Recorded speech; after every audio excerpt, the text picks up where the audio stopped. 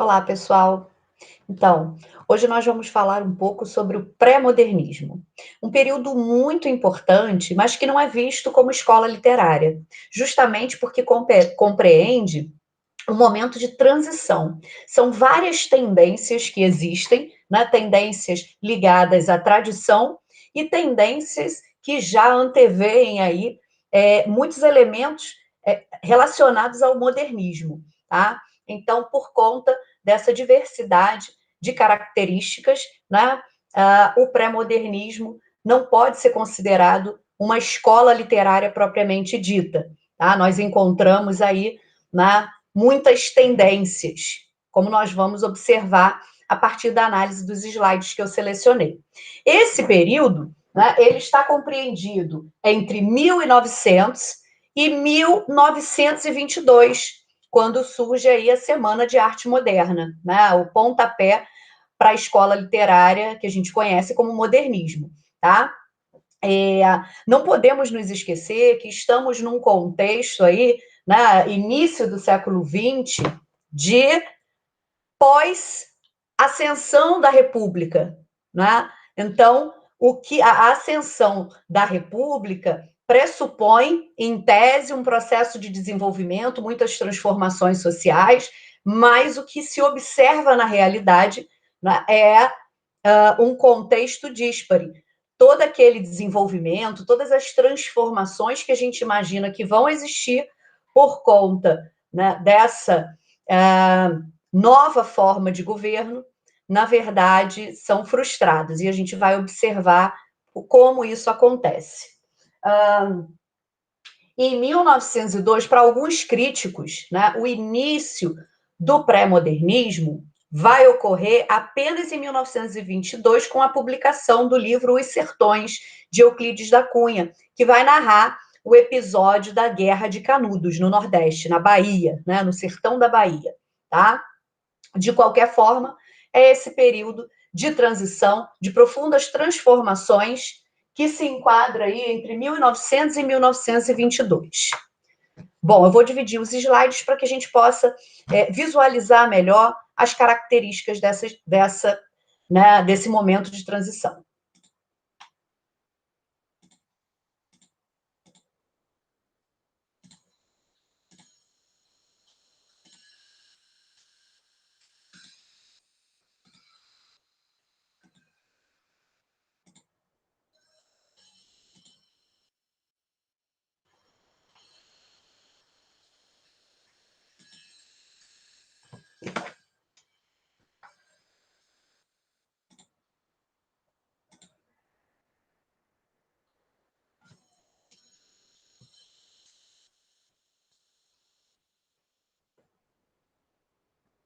Então, como sinalizado, né, é um período que se estende aí, oficialmente, de 1900, a gente está falando do início do século XX, a 1922, com a Semana de Arte Moderna.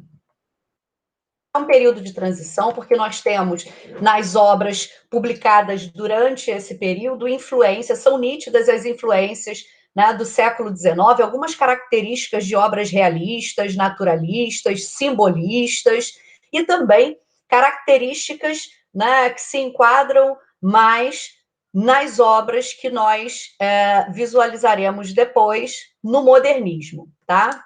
Características, né, vanguardistas.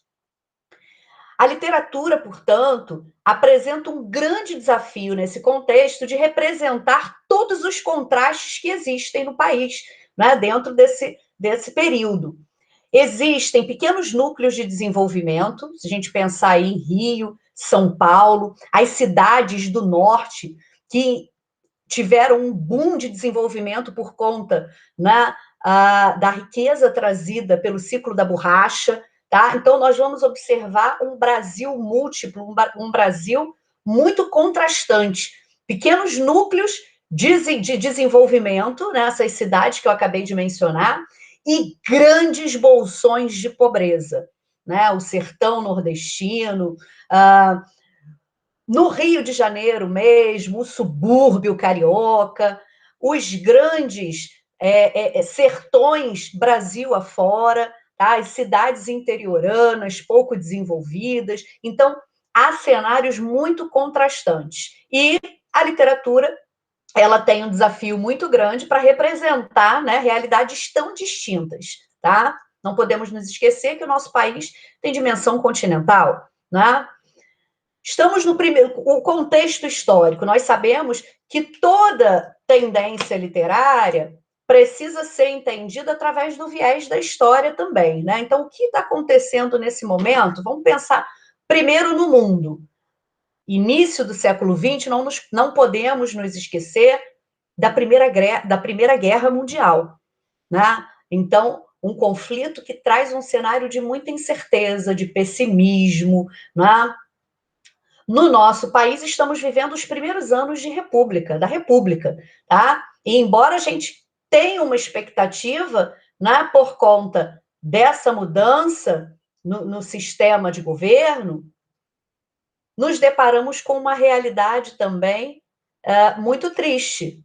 Temos a seca no Nordeste, e isso é representado na literatura, no livro de Euclides da Cunha, né, nos Sertões, que vai retratar a Guerra de Canudos. Tá? Então, quando a gente pensa na seca do Nordeste, nessa realidade de desigualdade social tão intensa no Nordeste, a gente não pode deixar de pensar na influência, né, do beato Antônio Conselheiro, né, na questão do fanatismo religioso, na criação da comunidade de Belo Monte, que é o que vai desencadear a Guerra de Canudos.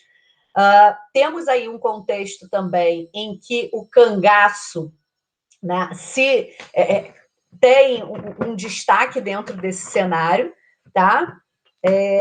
Os chamados justiceiros, né, como Virgulino, que foi o Lampião.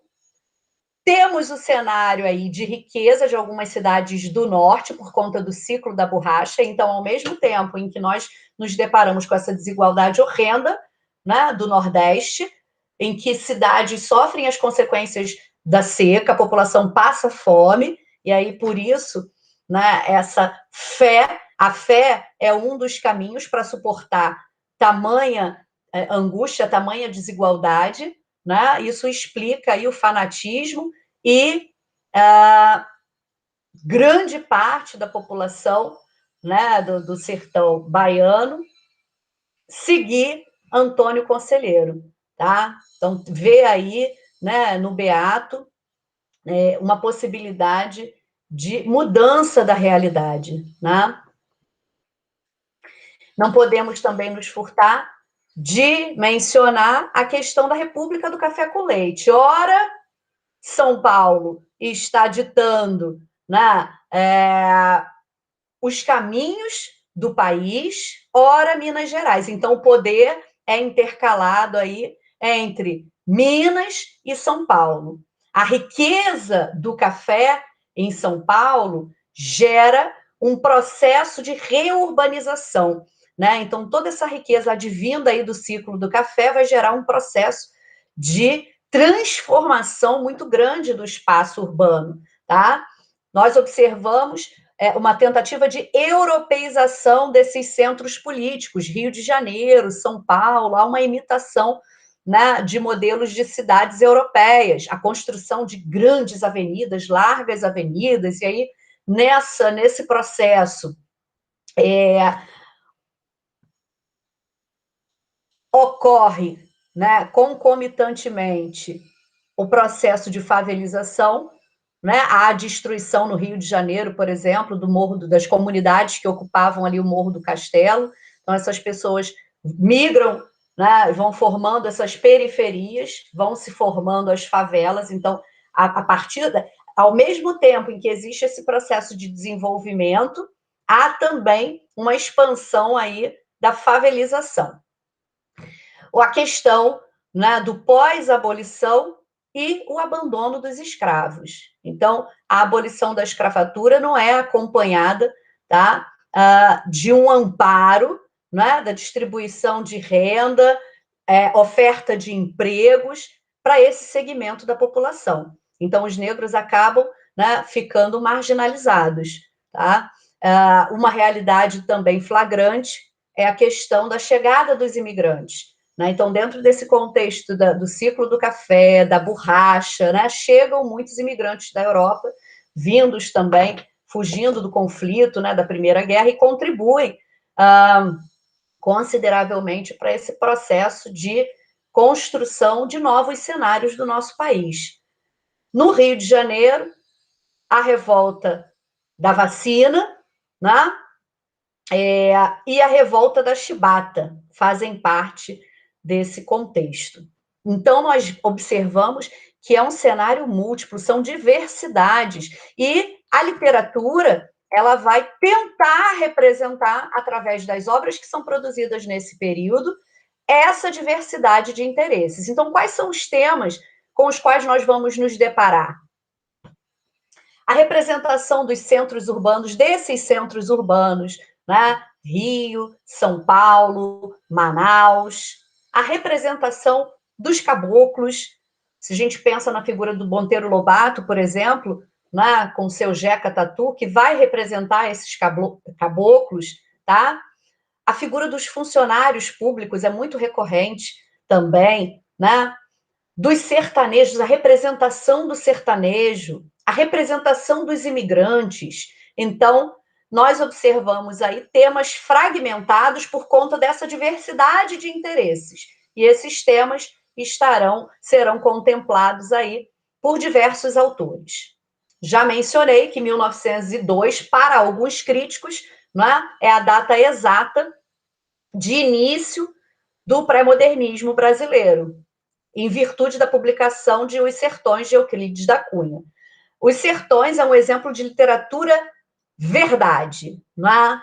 Nós estamos num contexto em que a população tem um interesse muito grande pelas notícias diárias, acompanham as transformações que acontecem no país, né, no Brasil, nesse Brasil tão múltiplo.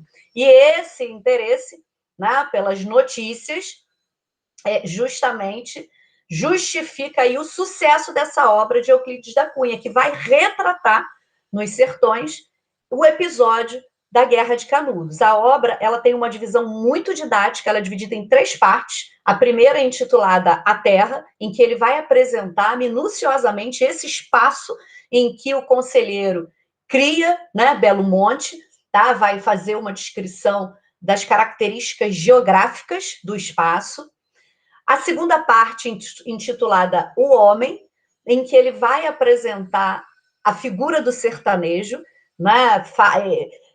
Euclides da Cunha nos mostra aí as características físicas do sertanejo e as características psicológicas.